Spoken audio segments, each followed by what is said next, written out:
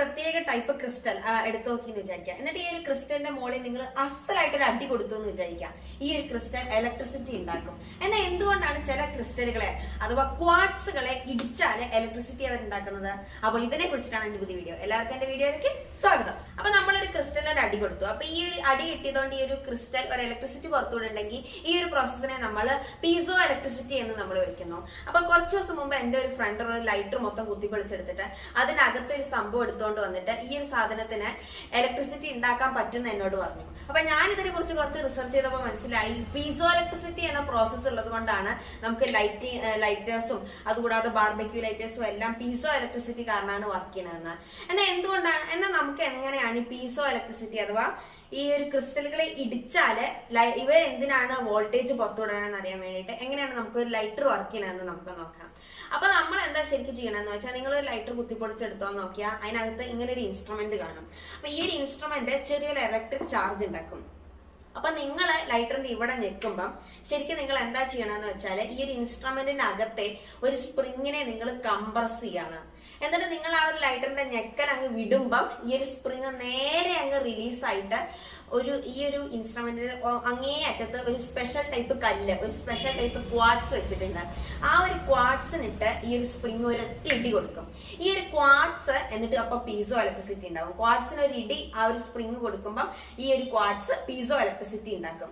ഈ ഒരു electricity spark നേരെ ഈ ഒരു ലൈറ്ററിനകത്തുള്ള ഇൻഫ്ലേമബിൾ ഗ്യാസിന് ഈ ഒരു ഇലക്ട്രിസിറ്റി സ്പാർക്ക് കിട്ടിയ ഉടനെ തന്നെ ഈ ഒരു ഇൻഫ്ലേമബിൾ ഗ്യാസ് കത്തും. ഇങ്ങനെയാണ് നമുക്ക് ലൈറ്റർ ഇങ്ങനെ ഞെക്കിയ ഒരു ഫ്ലെയിം കിട്ടുന്നത്.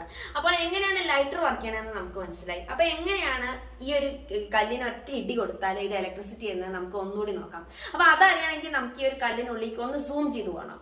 അപ്പൊ കുറെ ഡിഫറെന്റ് ടൈപ്പ് പീസോ ഇലക്ട്രിക് ക്രിസ്റ്റലുകൾ ഉണ്ട്. എന്നാൽ നമ്മൾ ഇന്ന് ഈ ഒരു വീഡിയോയിൽ ക്വാർട്സിനെ കുറിച്ചിട്ടാണ് മെയിൻ ആയിട്ട് ഫോക്കസ് ചെയ്യുന്നത്. കാരണം ക്വാർട്സ് ഒരു വളരെ വെൽ അവൈലബിൾ ആയിട്ടുള്ള ഒരു പീസോ ഇലക്ട്രിക് ക്രിസ്റ്റൽ ആണ്. അപ്പൊ ശരിക്കും ക്വാർട്സ് എന്ന് വെച്ചാൽ ശരിക്കും സിലിക്കൺ ഡയോക്സൈഡ് ആണ്. അതായത് ക്വാർട്സിനകത്ത് സിലിക്കൺ ആറ്റങ്ങളും ഉണ്ട്, ഓക്സിജൻ ആറ്റങ്ങളും ഉണ്ട്. ഈ രണ്ട് ടൈപ്പ് ആറ്റങ്ങളാണ് ക്വാർട്സിനകത്തുള്ളത്.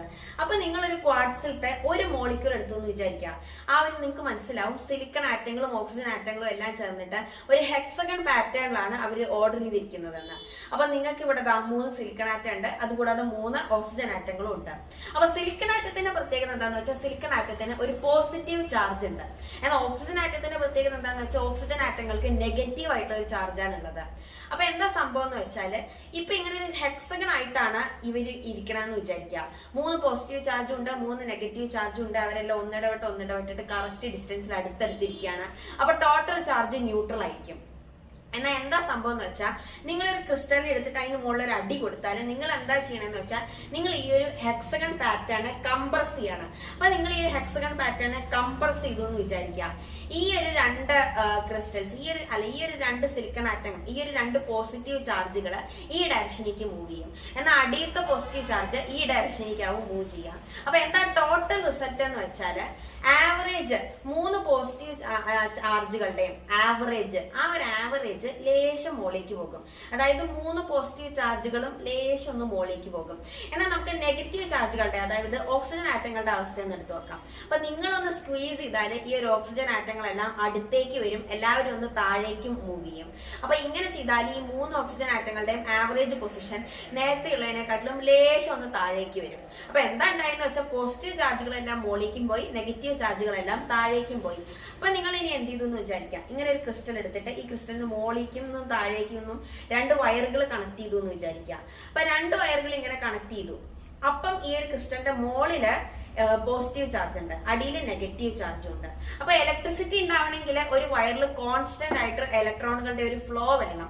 അപ്പൊ എന്താ ഉണ്ടാവുക എന്ന് വെച്ചാൽ ഈ ഒരു പോസിറ്റീവ് ചാർജ് ഒരു നെഗറ്റീവ് ചാർജിനെ കണ്ടാൽ അതിനെ അട്രാക്ട് ചെയ്യും. എന്നാൽ ഒരു നെഗറ്റീവ് ചാർജിനെ കണ്ടാൽ അതിനെ റിപ്പൽ ചെയ്യും. Like charges ripple each other, unlike charges attract each other.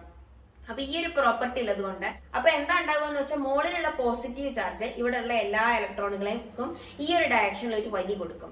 അടിയിലുള്ള നെഗറ്റീവ് ചാർജ് ആണെങ്കിലോ ഈ ഇലക്ട്രോണുകൾ ഈ വയറിലുള്ള ഇലക്ട്രോണുകളെ ഈ ഡയറക്ഷനിൽ ഒരു ഇത് കൊടുക്കും.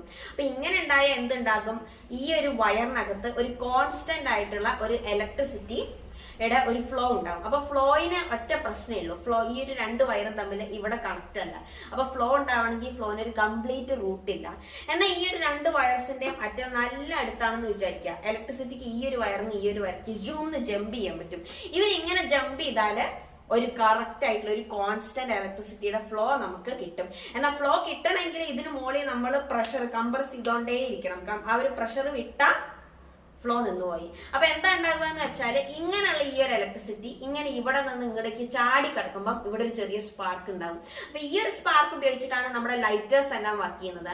അപ്പം ഈ ഒരു പ്രോസസ്സിലൂടെ ഈ നെഗറ്റീവ് ചാർജുകളെല്ലാം താഴേക്കും പോസിറ്റീവ് ചാർജുകളെല്ലാം മുകളിലേക്കും വിട്ടിട്ടാണ് നമ്മുടെ പീസോ ഇലക്ട്രിസിറ്റി എന്ന് പറഞ്ഞിട്ടുള്ള ഒരു പ്രോസസ്സ് വർക്ക് ചെയ്യുന്നത്. അപ്പോൾ പീസോ ഇലക്ട്രിസിറ്റിനെ കുറിച്ചുള്ള ഈ ഒരു വീഡിയോ നിങ്ങൾക്ക് ഇഷ്ടമായി എന്ന് വിചാരിക്കുന്നത്. നിങ്ങൾക്ക് വീഡിയോ ഇഷ്ടമെങ്കിൽ ലൈക്ക് ചെയ്യുക. ഇതുപോലത്തെ വീഡിയോകൾ ലഭിക്കാൻ എന്റെ ചാനൽ സബ്സ്ക്രൈബ് ചെയ്യുക. അടുത്ത വീഡിയോ വരെ ബൈ.